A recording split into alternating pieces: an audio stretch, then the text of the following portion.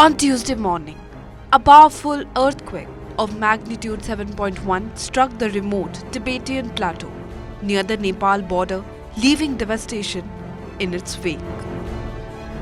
At least 126 lives have been lost and over 180 injured as rescue teams sift through the rubble in search of survivors.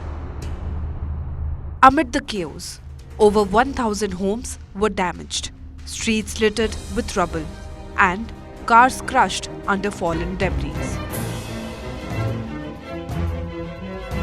The earthquake caused buildings to crumble, roads to fracture, and sent goods crashing to the ground, sparking panic throughout the area. Dozens of aftershocks followed, further complicating the already desperate rescue efforts. With over 3,000 rescuers deployed, the search for survivors continues, but the scale of destruction is overwhelming. The quake struck at a shallow depth of just 10 kilometers, causing irreparable damage to infrastructure in just sparsely populated region of just 7,000 people across 27 villages. In the wake of this tragedy, the region now faces the overwhelming task of recovery. Yet, hope remains.